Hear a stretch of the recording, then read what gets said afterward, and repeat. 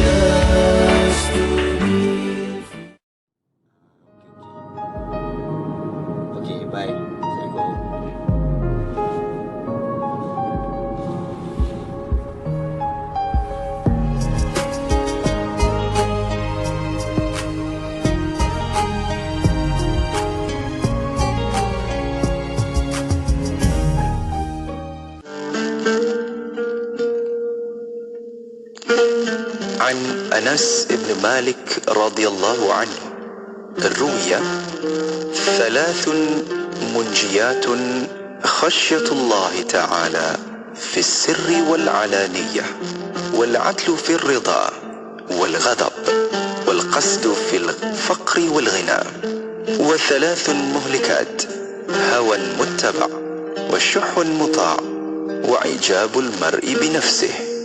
Maksudnya, 3 perkara yang menyelamatkan takut kepada Allah Ta'ala, sama ada dalam sembunyi atau terang-terangan, adil ketika reda dan marah, dan berjimat cermat ketika miskin dan kaya. Manakala 3 perkara yang membinasakan, hawa nafsu yang diikuti, orang yang kedekut yang ditaati, dan seseorang yang merasa ujub dengan dirinya sendiri. Doa elak wabak penyakit oleh Kapten Ustaz Muhammad Naim Haji Ahmad Al-Hafiz, Kor Agama Angkatan Tentera. A'udzubillahi sami'il alim minasyaitonir rajim. Bismillahirrahmanirrahim. Alhamdulillahi rabbil alamin. حمدا يوافي نعمه ويدافئ نقمه ويكافئ مزيده. يا ربنا لك الحمد كما ينبغي لجلال وجهك وعظيم سلطانك. اللهم صل على سيدنا محمد وعلى آله وصحبه وسلم تسليما كثيرا. بسم الله الذي لا يضر مع اسمه شيء في الأرض ولا في السماء وهو السميع العليم. اللهم إنا نعوذ بك من جهد البلاء ودرك الشقاء وسوء القضاء وشماتة الأعداء. تحصنا بذي العزة واعتصمنا برب الملكوت وتوكلنا على الحي الذي لا يموت. اللهم اصرف عنا الوباء والشدائد والمحن ما ظهر منها وما بطن من بلدنا هذا خاصة ومن سائر بلاد المسلمين عامة بلطفك يا لطيف إنك على كل شيء قدير. اللهم يا غافر الذنب ويا قابل التوب.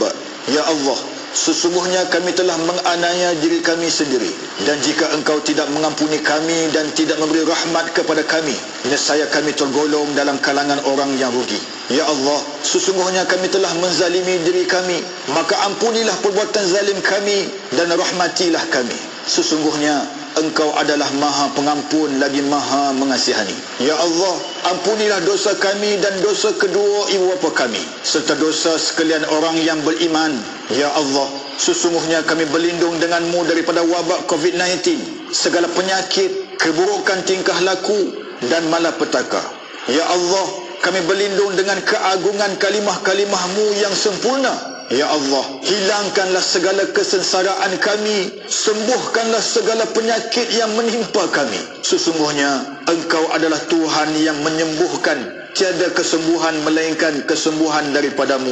Hindarkanlah kami daripada wabak COVID-19, kesulitannya, kejahatannya, serta segala dugaan yang nyata dan yang tersembunyi, khususnya di negara kami yang tercinta ini, wahai Allah, dan di negara umat Islam amnya. Tuhan yang maha berlemah lembut, sesungguhnya Engkau maha berkuasa atas segala sesuatu. Ya Allah, mantapkanlah pegangan kami terhadap agama yang menjadi benteng pelindung urusan kami. Jadikanlah sisa kehidupan ini sebagai peluang untuk kami melakukan kebaikan, dan jadikanlah kematian kami nanti sebagai kerehatan kami daripada segala punca kejahatan. Rabbana atina fid dunya hasanah wa fil akhirati hasanatan wa qina azabannar. Wa sallallahu ala sayyidina Muhammadin wa ala alihi wa sahbihi wa baraka wa sallam. Walhamdulillahi rabbil alamin.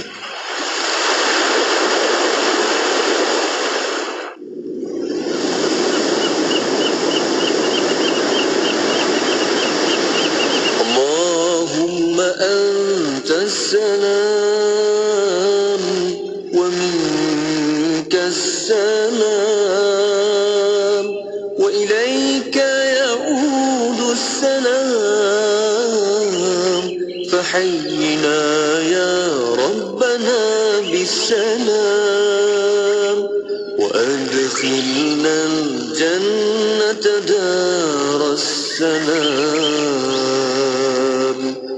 Allahumma antas salam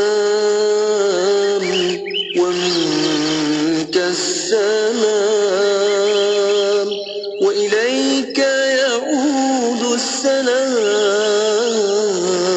fahayyina ya rabbana bisalam wa adkhilna al-jannata daras salam. Allahumma antas salam. Ya Allah, ya Tuhanku, Engkaulah kesejahteraan. Daripada mula segala kesejahteraan, dan kepada mula kembalinya kesejahteraan. Maka hidupkanlah kami, wahai Tuhan kami, dengan kesejahteraan, dan masukkanlah kami ke dalam syurga-Mu, negeri kesejahteraan. Wa ilaika ya'udus salam fahayyina ya rabbana bisalam wa adkhilna al-jannata daras salam.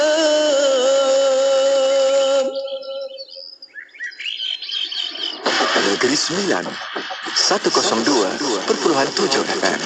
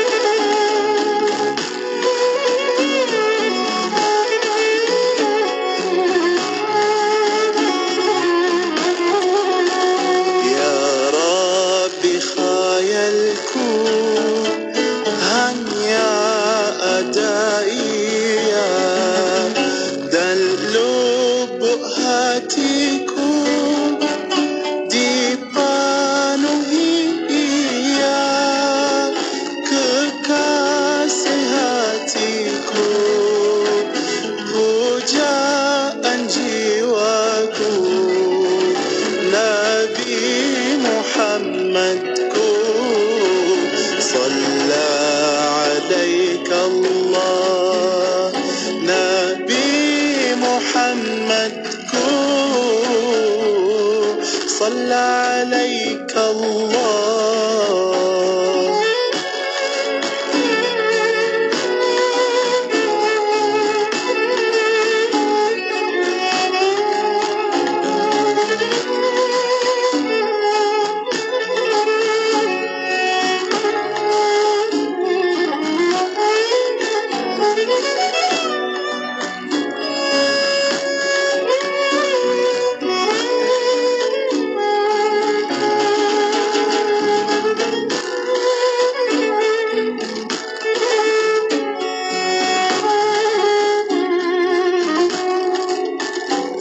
Wahai pujaanku, balaslah cintaku dengan syafaatmu di hari susahku. Aku sang perindu berharap cintamu, Nabi Muhammadku. Salla alaika Allah, Nabi Muhammadku. Salla alaika Allah.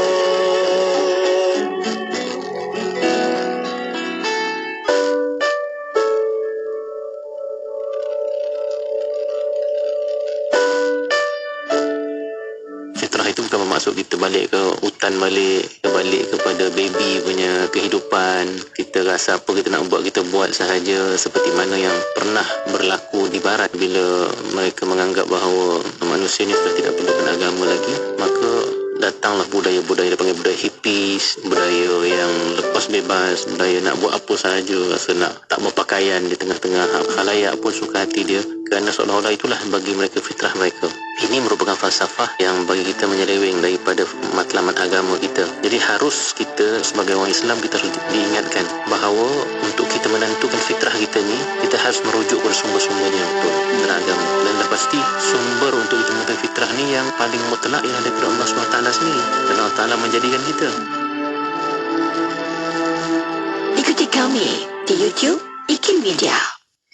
Ekspresi di IKIM, Inspirasi Inforia Islami bersama kita pada malam ini menerusi rancangan Ibrah Kisah dalam Al-Quran. Bersama kita tetamu tetap tak lain tak bukan dah pun berada di hujung talian, yang mana hari ini kita akan bercerita tentang kisah kemanusiaan, tentang Nabi siapa. Kita akan bersama dengan yang bagi Al-Fadhil Ustaz Muhammad Uda Kasim di hujung talian saat ini. Assalamualaikum Ustaz.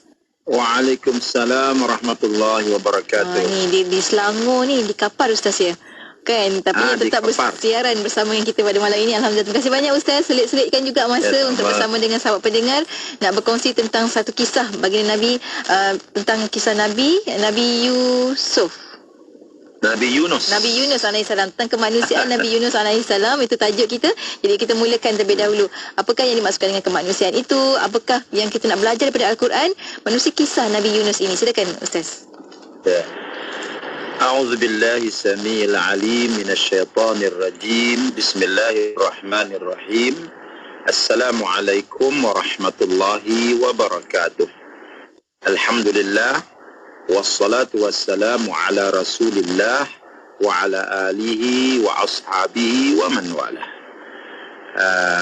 Alhamdulillah, kita ucap syukur pada Allah Subhanahu wa taala pada malam yang mulia ini kita masih lagi dapat bertemu dalam satu program yang sangat baik, yang sangat berguna, yang pasti dapat menarik redha Allah Subhanahu wa taala kepada kita semua.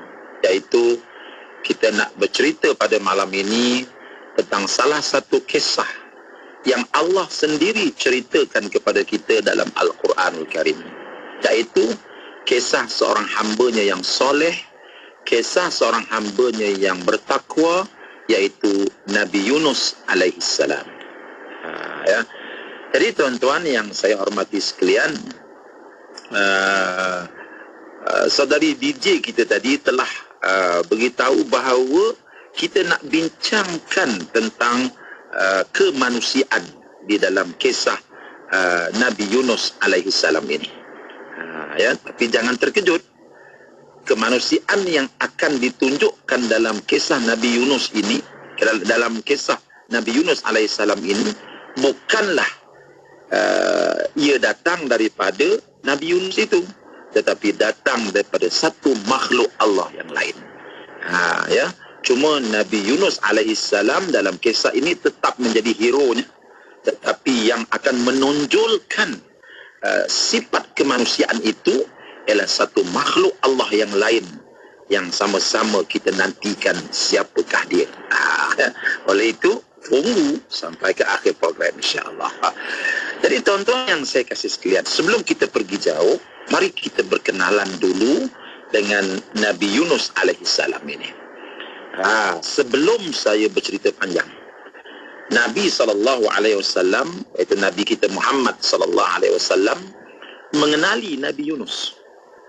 Ya, di samping bagaimana Nabi boleh kenal Nabi Yunus alaihissalam ini, sudah pastilah daripada firman-firman Allah Subhanahu wa taala yang diturunkan kepada baginda. Ya, maka Nabi sallallahu alaihi wasallam berkenalan dengan nabi-nabi tersebut, dengan Nabi Ibrahim, dengan Nabi Yakub, Nabi Ismail dan nabi-nabi yang lain alaihi wassalatu wassalam melalui wahyu yang disampaikan oleh Allah kepada baginda. Ya.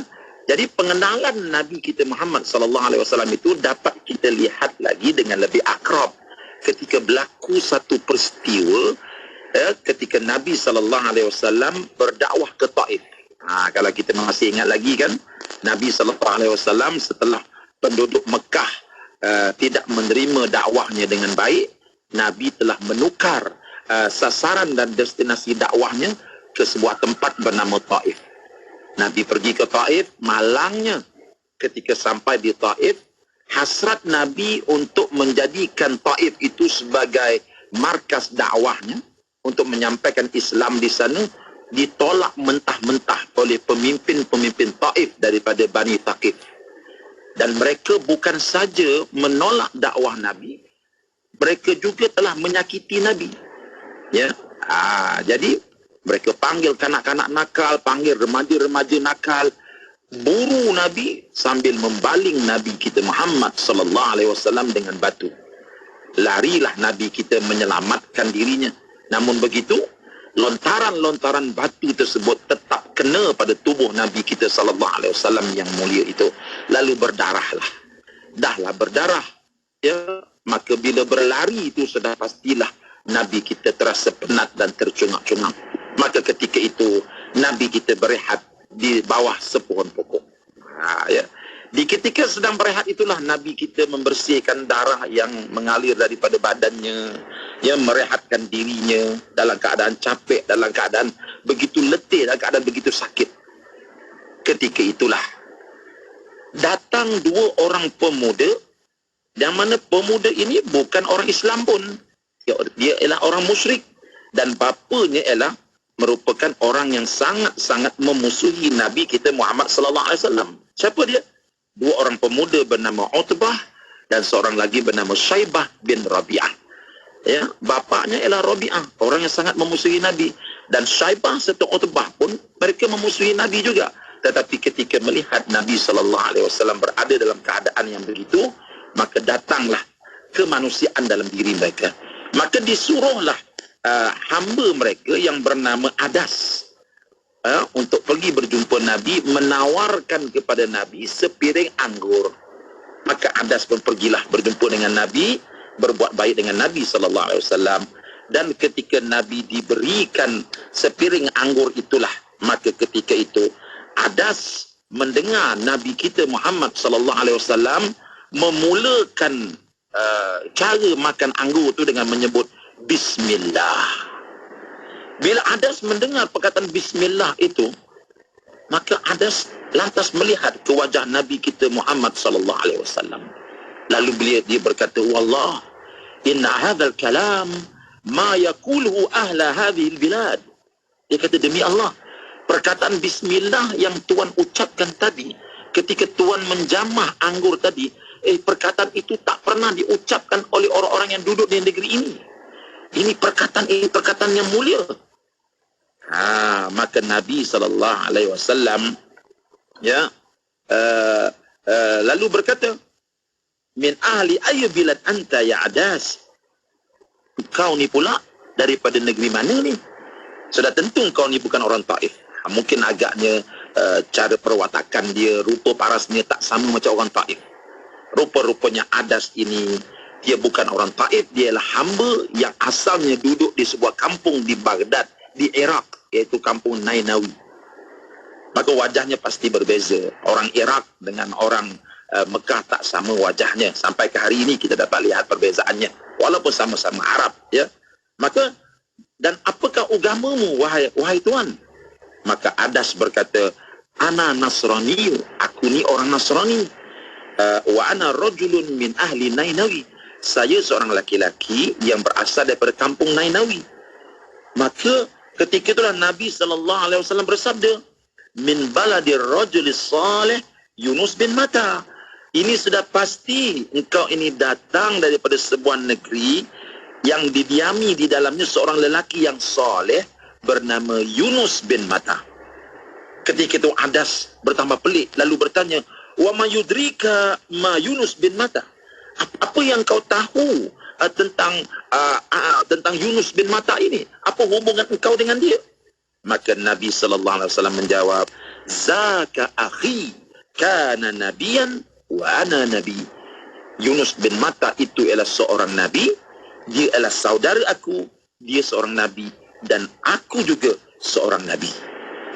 Ketika Adas mendengar bahawa yang berada di hadapannya itu ialah seorang nabi, sama seperti seorang lelaki soleh Nabi Allah Yunus yang duduk di negerinya, ketika itulah Adas terus mencium dan mengucup kepala Nabi SAW.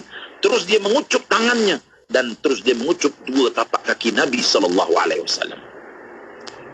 Tuan-tuan, dalam hadis ini, dalam cerita ini menunjukkan bahawa Nabi SAW mengenal siapa itu Yunus bin Matta. Matta itu ialah nama bapaknya, walaupun ada sedikit perselisihan di kalangan ahli ilmu yang mengatakan Yunus bin Matta, Matta itulah nama ibunya. Namun begitu, pendapat yang lebih kuat mengatakan bahawa Matta itu ialah nama ayahnya. Kerana itulah tuan-tuan, Nabi SAW dia mengenal Nabi Allah Yunus ini. Nabi berpesan kepada kita dalam satu hadis riwayat Imam Bukhari dan Imam Muslim daripada Abdullah bin Abbas radhiyallahu anhuma, Nabi ada bersabda. Apa sabda Nabi? La yanbaghi li 'abdin ayyakul, tidak sayugia bagi mana-mana hamba Allah bahawa dia berkata, ana khairun min Yunus bin Matta. Aku ini, iaitu Muhammad bin Abdullah sallallahu alaihi wasallam, lebih afdal daripada Yunus bin Matta. Tidak harus berkata demikian. Jadi itu pesanan Nabi. Dan eloklah dalam kita nak memahami pesanan Nabi sallallahu alaihi wasallam ini, mengapa Nabi melarang kita di dalam membeda-bedakan antara dia dengan Nabi Allah Yunus bin Matta ini. Nanti kita lihat apa sebabnya. Jadi tuan-tuan yang dihormati sekalian, kisah Nabi Yunus ini Allah Ta'ala ceritakan kepada kita dalam Al-Quranul Karim, dalam surah Al-Anbiya ada, dalam surah As-Saffat ada, ya. Jadi kita boleh rujuk dekat sana. Namun begitu, marilah kita ambil beberapa petikan-petikan ayat Al-Quranul Karim untuk kita memahami tentang kisah beliau. Dan di mana wujudnya unsur-unsur kemanusiaan yang begitu mendalam yang Allah tarbiyahkan kepada kita melalui kisah Nabi Yunus alaihi salam ini. Tuan-tuan yang saya kasih sekalian, Nabi Yunus alaihi salam ini dia dihantar oleh Allah Subhanahu wa taala ke sebuah perkampungan, ya, iaitu di Nainawi, itu di Iraq, ya, sebagai seorang nabi mengajak kaumnya untuk menyembah Allah Subhanahu wa taala. Kaumnya di Nainawi itu ialah kaum yang menyembah berhala, menyembah api, menyembah syaitan. Maka Allah Ta'ala ini Tuhan yang maha pengasih lagi maha penyayang. Pasti dia akan menghantar para pendakwahnya yang terdiri daripada para nabi, para rasul untuk membimbing orang yang sesat ini supaya kembali ke pangkal jalan. Ya, wa ma kunna kami tidak akan mengazab sesuatu kaum itu sebelum kami menghantar para anbiya untuk membawa mereka ke pangkal jalan. Jadi Nabi Yunus alaihissalam dihantar ke Nainawi. Kalau kita baca ulasan-ulasan yang dibuat oleh orang-orang Yahudi dalam Old Testament mereka. Ya, mereka ini bercerita tentang perkara yang mengarut tentang Nabi Yunus. Ya, mereka kata Nabi Yunus alaihi salam ini dia lari meninggalkan kampung Nainawi ini kerana Nabi Yunus ini ialah seorang Yahudi, seorang Bani Israel. Nabi Yunus lebih berminat untuk berdakwah di kalangan Bani Israel. Tiba-tiba Allah menghantar dia ke kampung Nainawi, tempat orang-orang Asyuriyin tinggal. Orang Asyuriyin dia bukan orang Bani Israel. Jadi oleh kerana Allah hantar dia ke kampung Nainawi ini menyebabkan Nabi Yunus tidak redha dengan keputusan Allah. Kerana itu Nabi Yunus lari meninggalkan kampung itu lalu naik kapal. Ini ulasan yang dibuat oleh orang-orang Yahudi. Dan ini sudah pasti satu perkara yang cukup mengaibkan. Mustahil bagi seorang Nabi, mustahil bagi seorang Rasul tidak redha dengan apa yang diputuskan oleh Allah kepadanya. Ya, sebab itu kita orang-orang Islam khususnya dalam mazhab Ahlussunnah wal Jamaah kita beriman bahawa seorang nabi itu bersifat dengan siddiq, seorang nabi itu bersifat dengan fatanah, seorang nabi itu bersifat dengan tabligh dan amanah. Seorang nabi dia pasti menyampaikan dakwahnya di mana saja dia berada.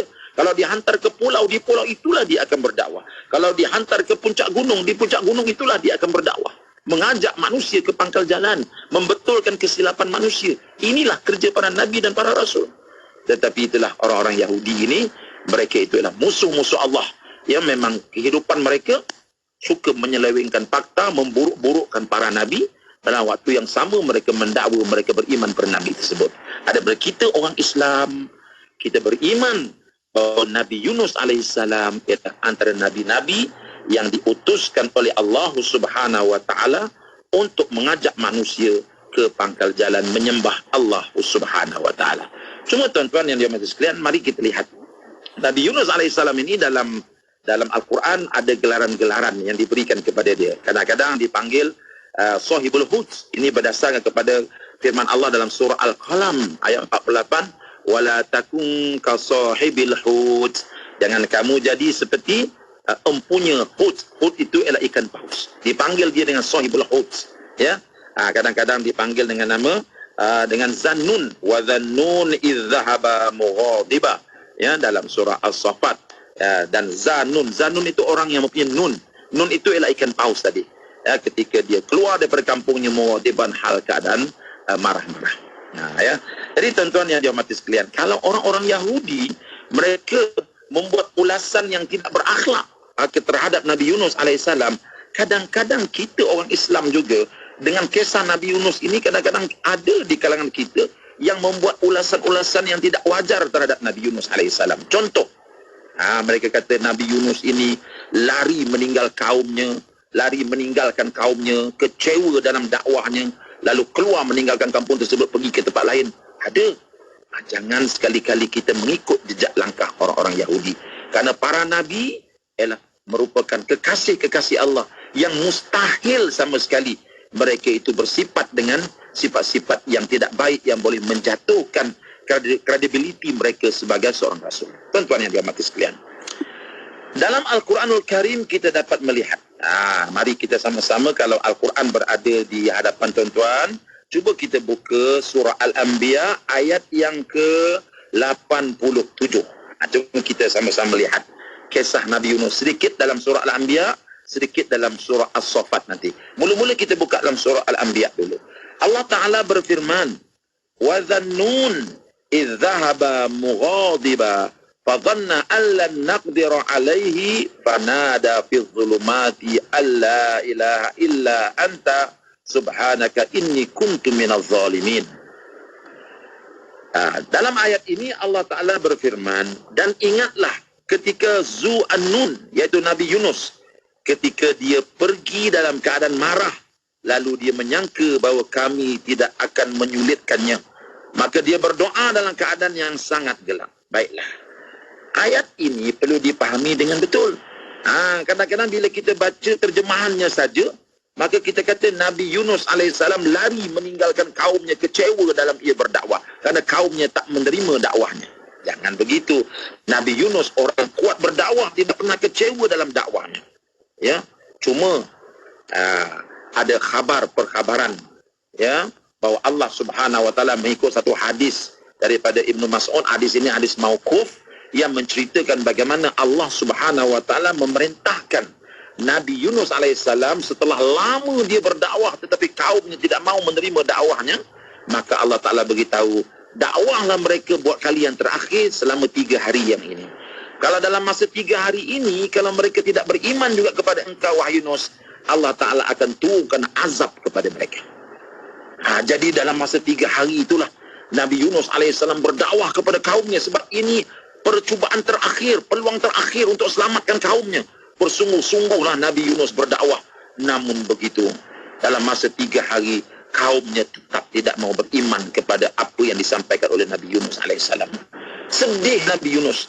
Nabi Yunus memperingatkan mereka bahwa kalau kamu tidak beriman kepada Allah dalam masa 3 hari ini, Allah akan turunkan azab kepada kamu. Tetapi kaumnya tetap tidak mau beriman. Ini disebut oleh Allah dalam ayat ini, wa dhannun idz dhahaba mughadiban. Dan Nabi Yunus ketika dia pergi dalam keadaan marah kepada kaumnya. Apa makna Nabi Yunus tinggalkan kaumnya dalam keadaan marah? Maksud Nabi Yunus tinggalkan kaumnya dalam keadaan marah ialah marah kerana kaumnya ya tidak mahu menerima dakwahnya, tidak mengendahkan ancaman Allah Subhanahu wa taala. Perkataan mughadiban ini kalau kita belajar dalam ilmu saraf ialah benak musyarakah. Bila sebut benak musyarakah, dia berlaku antara dua belah pihak. Nabi Yunus marah kepada kaumnya, kaumnya pun marah pada dia. Jadi Nabi Yunus meninggalkan kaumnya itu dalam keadaan dia marah pada kaumnya. Kenapa? Karena dah lama dia berdakwah dan dia telah beri peringatan. Dalam masa 3 hari ini kalau tak beriman, Allah Ta'ala akan turunkan azab. Takutlah wahai kaumku, takutlah azab Allah. Kaumnya tetap tidak mau beriman. Degil kaum umat Nabi Yunus ini. Dan kaumnya juga marah kepada dia. Mengapa mereka marah pada Nabi Yunus? Marah karena Nabi Yunus seolah-olah mengugut mereka. Oh, kalau kami tak beriman, maka kami akan hancur. Kamu ingat kamu ni apa? Jadi kedua-dua pihak marah memarahi. Dalam keadaan itulah Nabi Yunus meninggalkan kaumnya. Tuan-tuan, mengapa Nabi Yunus tinggalkan kaumnya? Adakah kerana dia kecewa dengan sikap kaumnya? Tidak. Mustahil seorang Nabi kecewa apabila dakwahnya tidak diterima oleh kaumnya. Nabi Muhammad SAW, Abu Jahal tidak terima dakwahnya, tetapi dia tetap mengetuk pintu Abu Jahal. Abu Lahab menolak dakwahnya, Nabi tetap berdakwah kepada Abu Lahab. Tidak pernah ada putus asa para anbiya ini. Inilah sikap yang kita kena tiru daripada mereka. Tetapi Nabi Yunus meninggalkan kaum. Ini perlu diperbetulkan kadang-kadang sangkaan setengah kita yang kata dia tinggalkan kerana kecewa. Allah sebut, فَظَنَّا أَلَّا نَقْدِرَ عَلَيْهِ. Nabi Yunus meninggalkan kaumnya itu dalam keadaan dia menyangka bahawa kami tidak akan menyulitkannya. Maksud ayat ini, Nabi Yunus tinggalkan kaum itu sebab Allah Ta'ala telah beri satu maklumat. Dalam masa 3 hari kalau tidak beriman, kampung itu akan dihancurkan. Dan Nabi Yunus sudah pun menyampaikan tanggungjawabnya. Dakwahnya telah pun disampaikan. Dan azab Allah akan turun tiba bila-bila masa dalam masa 3 hari tersebut. Kerana mereka memang tak mau beriman. Jadi sebagai seorang yang berakal, dia beristihad. Buat apa nak tunggu? Ya, baik dia sasarkan dakwah dia ke tempat lain. Kerana dakwah Islam inilah dakwah yang sangat mulia. Islam adalah satu produk yang sangat mulia, yang sangat mahal. Kalau orang dah tak nak, sebab apa kita nak terhegih-hegih lagi? Nak tunggu. Dalam keadaan Allah Ta'ala nak hancurkan kampung tersebut. Sebab itu Nabi Yunus tinggalkan kampung tersebut dan nak mencari sasaran dakwah yang lain. Sama seperti Nabi Muhammad SAW, Nabi keluar daripada kota Mekah, pergi ke Madinah. Bukan kerana apa? Kerana Nabi nak menyasarkan dakwahnya di tempat yang lebih boleh menerima dakwahnya. Yang kesannya lebih efektif. Itu maksudnya. Bukan kerana Nabi Yunus itu lari, tidak. Namun begitu, Nabi Yunus tinggalkan kaumnya dan dia menyangkakan bahawa Allah tidak akan menyulitkannya. Maksud tidak akan menyulitkannya itu, dia menyangka bahawa Allah Ta'ala tidak paksa dia untuk duduk di situ. Dan Nabi Yunus pun tinggalkan kampung tersebut. Jadi Nabi Yunus tidak buat apa-apa dosa pun. Nabi Yunus tidak pernah mengkhianati tugas dia sebagai seorang rasul pun. Ya, dia tinggalkan kampung tersebut. Kerana apa? Kerana nak menyasarkan dakwahnya di satu tempat yang lain. yang boleh memberi keuntungan yang besar kepada dakwah Islam itu sendiri. Dan kaumnya tak nak terima, dan Allah Ta'ala pula nak menghancurkan kampung itu. Selepas 3 hari mereka tak nak terima dakwah Rasulullah. Itu sebabnya. Ya, maka dia pun pergi. Tapi kita dapat lihat nanti tuan-tuan, Nabi Yunus ini akhir sekali terhukum juga. Ya, terhukum juga. Maknanya bila terhukum itu siapa yang hukum? Allah yang hukum. Jadi kalau terhukum maknanya ada salah. Di mana salah Nabi Yunus? Kita dah sebutkan tadi, Nabi Yunus tidak tinggalkan perjuangan dakwahnya. Allah Ta'ala memberitahu kepada kita kisah para Nabi ini untuk kita tiru. Jadi sudah tentu kita nak tiru perkara yang baik-baik, meninggalkan medan dakwah, kecewa kerana tidak ada sambutan. Ini sifat yang buruk. Mustahil Allah Ta'ala nak mengajar kita tentang perkara ini dalam Quran. Ya, Nabi Yunus tak buat dosa apa-apa pun. Ya, tetapi dia tetap terhukum. Di mana salahnya? Nabi Yunus buat sedikit kesilapan. Tapi kesilapan itu bukanlah kesilapan yang bawa dosa. Ya, itu disebut oleh para ulama sebagai kesilapan yang dipanggil sebagai khilaful aula. Mana dia tinggalkan kampung dia itu kerana nak cari sasaran yang lain, itu bagus. Tetapi adalah lebih baik kalau dia duduk dulu di kampung itu dan minta izin daripada Allah untuk tinggalkan kampung itu. Bila Allah dah bagi green light, baru dia tinggalkan. Itu sepatutnya adab yang diikut. Tapi bila dia tinggalkan kampung tersebut, tidaklah dia melakukan dosa.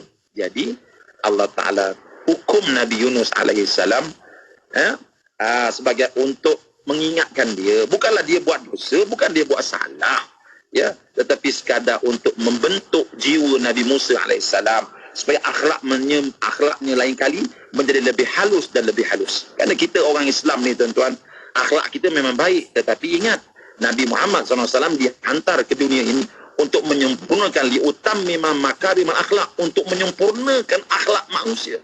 Mana manusia itu sudah pun berakhlak dan nak dihaluskan lagi akhlak itu. Hendak dihaluskan pekertinya. Jadi semakin lama semakin lembut akhlaknya. Begitulah Nabi Yunus alaihissalam. Nabi Yunus akhir sekali naik kapal. Bila dia naik kapal tersebut tuan-tuan, ya, alhamdulillah dalam kapal tersebut semua orang mengenalilah bahawa ini Yunus bin Matta alaihissalatu wassalam, seorang lelaki yang soleh, seorang lelaki yang baik. Semua orang dalam kapal itu kenal dia. Namun begitu kapal tersebut syarat dengan barang-barang, menyebabkan bila sampai di tengah lautan dia tak dapat nak meneruskan perjalanan kecuali hendaklah direngankan isi kandungan bebanan kapal tersebut. Barang-barang telah pun dibuang separuh, tapi masih lagi tak dapat bergerak. Maka akhir sekali dia ambil keputusan perlu dibuang orangnya pula. Ya, perlu dibuang orangnya pula. Maka dapatlah keputusan bahawa cabutan pun dibuat. Jadi mereka itu adil, ya. Dibuat. Akhir sekali nama Nabi Yunus alaihissalam keluar. Melihatkan kepada nama Nabi Yunus keluar untuk dihumban keluar, maka simpati daripada ahli-ahli yang duduk dalam kapal itu, takkan kita nak humban orang yang soleh ini. Maka dibuat cabutan lagi, keluar lagi nama Nabi Yunus. Dibuat cabutan lagi, keluar lagi nama Nabi Yunus alaihissalam. Ini menunjukkan bahawa Allah Ta'ala nak menunjukkan sesuatu kepada Nabi Yunus alaihissalam. Allah Ta'ala telah merancang satu perkara untuk mendidik Nabi Yunus alaihissalam dan untuk kita semua mengambil satu pengajaran. Ya, apa pengajaran tersebut? Pengajarannya ialah kita mestilah berhati-hati dalam segala tindak tanduk kita. Kadang-kadang satu perkara itu kita pandang kecil di mata kita, tetapi rupanya pada pandangan Allah benda itu besar, sehingga Allah menurunkan hukuman. Berapa banyak kan tuan-tuan dalam kehidupan kita, ya, kita melakukan perbuatan-perbuatan alah ni biasa saja, tetapi di sisi Allah sangat besar. Kerana itu ada sebahagian para sahabatnya yang sempat hidup di zaman para tabi'in. Contohnya Sayyidina Anas bin Malik, dia beritahu, perbuatan kamu ni wahai orang-orang yang kita sebut sebagai zaman tabi'in, ya, perbuatan kamu ini kalaulah dibuat pada zaman kami akan takut nak melakukan perbuatan ini. Tetapi zaman itu dah jadi biasa aja. Nak ceritanya bahawa, ya, bahawa perbuatan orang-orang soleh ini tuan-tuan kadang-kadang, ya, sedikit saja bagi kita tak ada apa-apa pun, tapi bagi mereka dah dosa dah. Jadi berhati-hati tuan-tuan. Kisah Nabi Yunus ini memberi perhatian kepada kita untuk berhati-hati, khususnya dalam perkara-perkara yang melibatkan masalah agama. Berhati-hati tuan-tuan yang saya kasih sekalian. Lalu Nabi Yunus alaihissalam pun dicampakkan keluar daripada kapal tersebut. Tapi adakah Nabi Yunus marah, kecewa? Tak. Nabi Yunus seorang rasul. Dia tahu itu ketetapan Allah Subhanahu wa taala. Inna ma'al usri yusra. Bersama dengan kesusahan dan kepayahan itu ada kebaikannya. Ya, maka ketika itulah tuan-tuan, Nabi Yunus dicampak keluar daripada kapal itu. Kita boleh bayangkan tuan-tuan, ketika ombak bergelora itu, sehingga kapal itu kalau tidak direngankan bebanannya, dia boleh terbalik. Kita boleh bayangkan ketika itu ombaknya sebesar mana. Ketika laut itu mengganaslah, ketika itu Nabi Yunus alaihissalam dicampakkan keluar. Ya Allah, Nabi Yunus alaihissalam redha dengan ketetapan Allah Subhanahu wa taala. Ya. Jadi tahu tak apa jadi lepas tu?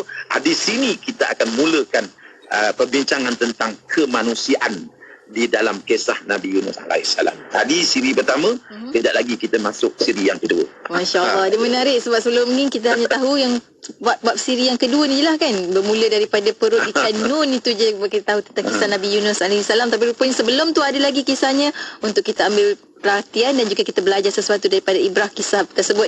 Dan kita akan berhenti rehat seketika untuk anda rakan pendengar. Teruskan komentar-komentar anda di ruangan komentar FB IKIM FM dan juga YouTube channel IKIM, dan juga anda boleh hantarkan juga pandangan anda di WhatsApp IKIM di 01129004. Berehat seketika, kembali selepas ini tentunya hanya di IKIM, Inspirasi Inforia Islami. Radio IKIM sentiasa memberi anda lagu-lagu ketuhanan yang terbaik.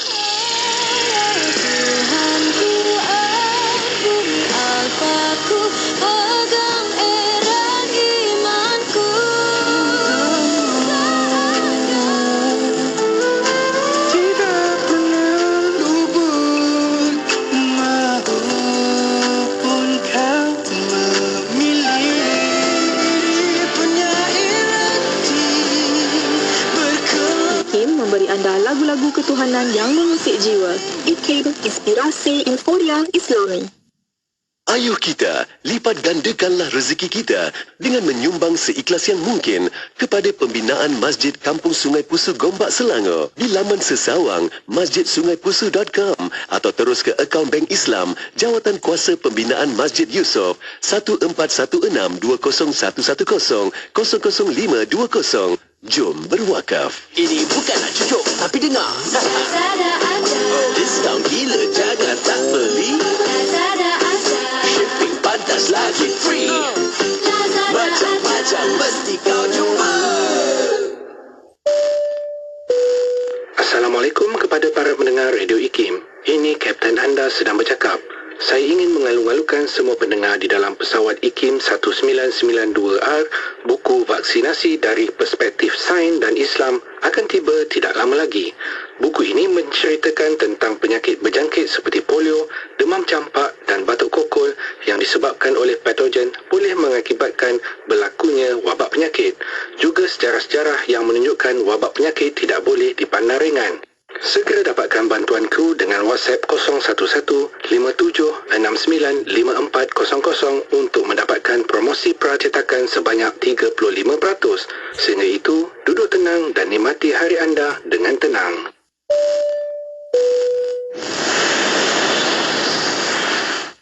Assalamualaikum warahmatullahi wabarakatuh. Saya Don Daniel Don Biaji, pemilik syarikat Mahabbatin Travel and Tours. Jom sertai Umrah Solat Selawat bersama saya pada 31 Januari 2024 atau 4 Februari 2024. Saya sendiri yang akan membimbing umrah anda. Tempat adalah Terhad. Hubungi kami di 019-388-3944 atau pejabat Mahabbatin 0355246674. Mahabbatin Travel and Tours, hanya kerana cintanya. Komputer, sila aktifkan pakej iklan promosi 2023. Baik Tuan, sila pilih pakej iklan yang Tuan inginkan. Baiklah, iklan beli satu percuma satu untuk semua jenis pakej iklan yang ada di IKIM. Baik Tuan, kami aktifkan. Pakej Rose, beli satu percuma satu aktif. Pakej Daily, beli satu percuma satu aktif. Pakej Target dan pakej Travelling, beli satu percuma satu aktif. Baiklah, terima kasih komputer. Ya, beri berita gembira kepada semua pengiklan dan peniaga di seluruh Malaysia. Kami di Radio IKIM kini mengadakan pakej iklan mega. Beli satu percuma satu khas untuk anda. Anda beli satu, kami berikan satu lagi pakej iklan secara percuma. Jadi, beli satu, dapat dua. Beli dua, dapat empat. Beli tiga, dapat enam. Tunggu apa lagi? Hubungi kami di talian 019-650-7976 sekarang juga. Ruang iklan adalah terhad, tertakluk kepada permaran syarat. Ikuti kami di Instagram ikim.my.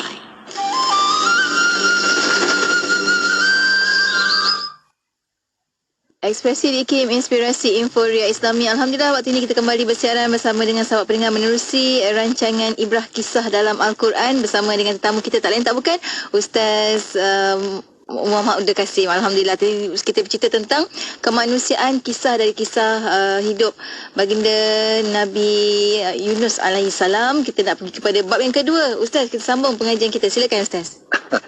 Ya.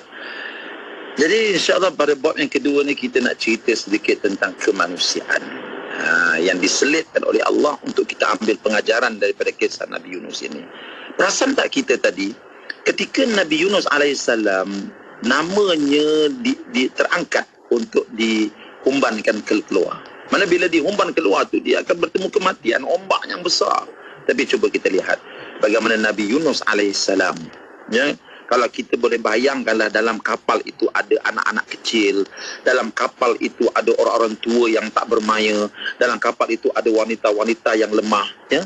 Ketika itu perlu dicampakkan seorang supaya kapal itu boleh menjadi stabil. Tuan-tuan, Nabi Yunus alaihissalam seorang yang ternama, seorang yang terbilang namanya, dikenali ramai. Ya, dia boleh saja menggunakan kedudukannya untuk menyelamatkan dirinya supaya campakkan orang lain. Tetapi lihat bagaimana Nabi Yunus alaihissalam meredakan dirinya untuk dicampakkan keluar yang mungkin dia akan berdepan dengan kematian demi untuk menyelamatkan insan-insan lain. Inilah satu akhlak yang dipanggil sebagai mementingkan kemaslahatan orang lain lebih daripada kepentingan diri mereka sendiri. Ini dinamakan dalam bahasa Arab sebagai al-ithar. Inilah akhlak al-ithar. Ithar ini ialah kita ini melihat orang lain itu lebih perlu kita utamakan. Walaupun kita memerlukan perkara tersebut, tetapi kita dahulukan orang lain. Sanggup kita menjadi lilin yang membakar demi orang lain dapat cahaya yang terang daripada bakaran tubuh badan lilin tadi itu. Ini al-ithar yang ditunjukkan oleh Nabi Yunus kepada alaihissalam, yang mana ia sebahagian daripada sifat kemanusiaan yang perlu dijelmakan dalam jiwa seorang Muslim di setiap masa dan ketika. Tuan-tuan yang dikasihi sekalian, yang inilah yang hari ini hilang daripada masyarakat kita. Ya, yang adanya adalah sifat al-ananiyah. Ananiyah ni apa dia? Sifat mementingkan diri sendiri. Ya, biarlah orang lain susah, asalkan saya senang sudahlah. Ya, seperti melepaskan pucuk masing-masing. Ya, biarlah orang lain susah asalkan saya senang. Dan ini merupakan akhlak yang tidak baik. Ya, kalau Nabi SAW pun ditunjukkan kepada kita bagaimana al-ithar itu menjadi akhlak para sahabat. Ya, para sahabat radhiyallahu anhum daripada kalangan Ansor, bagaimana golongan muhajirin yang datang berhijrah ke negeri mereka sehelai sepinggang, tak bawa harta, tak bawa apa pun, macam seorang sahabat Nabi bernama Suhaib Ar-Rumi, ya, yang datang ke Mekah, dirampas segala harta-hartanya oleh Quraisy Mekah. Dia sanggup berhijrah ke Madinah sehelai sepinggang tanpa harta. Tetapi ketika sampai di Madinah, dia disambut oleh teman-teman seagamanya yang memberikan pengorbanan, layanan yang cukup hebat, sehingga Suhaib Ar-Rumi terasa bahawa dia berada di negerinya sendiri. Apakah orang-orang Ansar itu tidak perlu kepada apa yang diberikan kepada sahabatnya? Perlu. Tetapi itulah pengorbanan, sifat kemanusiaan yang ada dalam diri mereka begitu tebal. Kalau manusia itu tidak ada tempat yang selesa untuk tidur, terasa sakit, aku pun manusia juga, maka diberikan kepada temannya itu. Ya, ini sifat yang pertama. Yang kedua, tuan-tuan, ketika Nabi Yunus alaihissalam dicampakkan keluar daripada kapal tersebut, dalam keadaan kapal itu mungkin terhuyung-hayang dengan gelombang yang begitu besar, ketika itulah Allah Subhanahu wa taala menzahirkan kepada kita semua sifat kasihan belasnya. Allah Taala nak beritahu bahawa mereka yang mempunyai sifat rahmah dalam hati, maka Allah akan bersifat lebih rahmah kepada dirinya. Nabi Yunus AS sanggup bersifat rahmah sehingga mengorbankan dirinya tercampak ke dalam laut demi untuk menyelamatkan insan-insan yang lain. Kalau kamu, wahai manusia, boleh bersifat kesian belas kepada sesama manusia, maka Allah Ta'ala lebih lagi akan bersifat kesian belas kepada kamu. Ya, sebab itu Nabi SAW mengajar kita, man la yarham la yurham. Kama qala Nabi, siapa-siapa yang tidak mengasihi orang lain, maka Allah tidak akan mengasihi dia. Lihat Nabi Yunus alaihissalam mengasihi orang-orang lain sehingga mengorbankan dirinya. Allah Ta'ala zahirkan perkara tersebut, pertolongan dia itu. Kalau kita tengok ayat dalam surah As-Saffat pula, ya, kita tengok ayat ini. Cuba tengok ayat yang ke-141, 142, 143. Dalam ayat ini, istimewanya Allah Subhanahu Wa Taala ketika menceritakan kepada kita, dia menggunakan huruf fa. Fasahama fakana minal mudhadin faltaqamahul hutu wa huwa mulim falaula annahu kana minal musabbihin. Kita tengok dalam ayat ini, semuanya dimulakan dengan fa. Fa ni apa dia? Kalau kita belajar dalam bahasa Arab, fa itu ialah faul ataf. Faul ataf ini apa faedah dia? Ditertib wa ta'qib. Ya. Bila kita menggunakan huruf fa, maknanya berlaku satu perkara tu, selepas itu berlaku perkara yang lain dalam keadaan yang sekejap saja. Taklah lama. Kalau summa pun memberi makna kemudian itu, selepas itu, tetapi jaraknya agak lama. Tapi kalau digunakan fa, maknanya selepas itu juga, tetapi jaraknya begitu dekat. Maknanya ketika Nabi Yunus alaihissalam dicampakkan sahaja ke dalam laut itu, fal taqamahul hutu wa huwa mulim, maka dia terus ditelan oleh ikan yang besar, ya, dalam keadaan tanpa dia ditelan terus oleh ikan tersebut dalam keadaan tercela. Ya. Jadi tuan-tuan, terus tidaklah sampai Nabi Yunus itu dicampak ke dalam laut, maka dia terasa begitu lemas, ya, dalam laut tu tak reti nak berenang lah contohnya. Tak. Dicampakkan ke dalam laut, tubuhnya tak kena pun, tak masuk, tak tenggelam pun dalam laut tu. Terus ikan hiu tu Allah Ta'ala perintah, ngangakan mulut dia, terus Nabi Yunus masuk dalam mulutnya. Sebab itu Allah Ta'ala gunakan fa di sini. Di sini menunjukkan apa? Bagaimana Allah Ta'ala begitu cepat, begitu deras, begitu segera membela orang-orang yang bersifat rahmah kepada orang lain. Nabi Yunus bersifat rahmah kepada penumpang-penumpang kapal yang ada dalam itu sehingga mengorbankan dirinya. Kalau kamu, wahai manusia, bersifat rahmah kepada manusia, Allah Ta'ala akan lebih cepat bersifat rahmah kepada kamu. Ketika Nabi Yunus dicampak, terus Allah Ta'ala perintahkan ikan hiu nganga mulut kamu, dicampak terus masuk ke dalam mulut ikan. Ya, tak kena, tak masuk dalam laut yang bergelora itu pun, tak lemas pun. Tengok bagaimana Allah membela hambanya yang bersifat rahmah kepada orang lain. Sebab itu tuan-tuan, tak rugi kalau kita ni bersifat rahmah kepada sesama manusia, berkasihan belas kepada sesama manusia, bersifat kemanusiaan kepada sesama manusia. Allah Ta'ala akan tolong kita. Mari kita teruskan lagi. Ya. Falaula annahu kana minal musabbihin. Tuan-tuan, sebelum kita sentuh pada ayat tersebut, perasan tak tuan-tuan, ikan hiu ni, ikan paus, ikan hiu kan, dia ada gigi tuan-tuan, dia ada gigi. Dia ada taring, tajam giginya tu. Ya, baru-baru ni saya pergi ke Sabah. Ya, dibawa oleh seorang teman pergi ke sebuah tempat. Dia kata nak pergi berurut tak? Ingatkan ada orang urut, rupanya ikan yang urut. Letakkan kaki kita dalam sungai itu, datanglah ikan-ikan ni digigit kita. Ya, saya ni orang kata kuatlah juga itu, ya. Kita ni ahli sukan lah juga. Tapi bila ikan-ikan yang kecil-kecil tu datang gigit kaki kita, saya leka-leka naik ke atas. Tak sanggup saya tuan-tuan. Ya. Itu baru ikan yang kecil-kecil menggigit kaki kita. Saya terperasan, sakitnya. Saya lari. Padahal ikan tu kecil. Ini yang menelan Nabi Yunus AS adalah ikan yang besar. Bila ikan itu besar tuan-tuan, pastilah bila Nabi Yunus tercampak ke dalam tu, boleh terkena gigi dia, boleh tersiat daging dia. Dan bila dia masuk dalam perut ikan tersebut, ikan tuan-tuan, ya, Kalau dah masuklah benda dalam perut dia, dia kunyahnya, dia gigitnya, boleh hancur tubuh badan Nabi Yunus alaihissalam. Ya, tetapi itulah dia tuan-tuan. Allah Ta'ala nak mengajar. Si ikan yu tadi telah diperintahkan oleh Allah supaya menzahirkan sifat kesian belas kepada seorang insan yang sebelum itu sudah pun berkasihan belas kepada orang lain. Dia masuk dalam perut ikan yu tersebut, gigi ikan yu itu tak pun menggigit tubuh Nabi Yunus alaihissalam. Ya, bahkan tak ada pula dia telannya dan dia buat apa-apa yang sepatutnya buat oleh ikan biasa. Tidak. Bahkan perut ikan yu tersebut menjadi tempat tinggal sementara Nabi Yunus alaihissalam. Jadi tuan-tuan yang dihormati sekalian, ya, pada ketika itulah Nabi Yunus berada dalam keadaan yang begitu gelap. Maklumlah dalam perut ikan, ya, dia berada dalam 3 kegelapan dalam ayat yang lain sebut.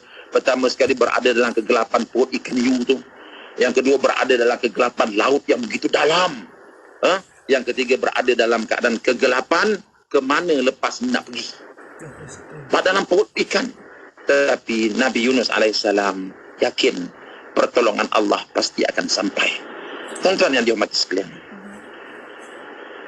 Nabi Yunus alaihissalam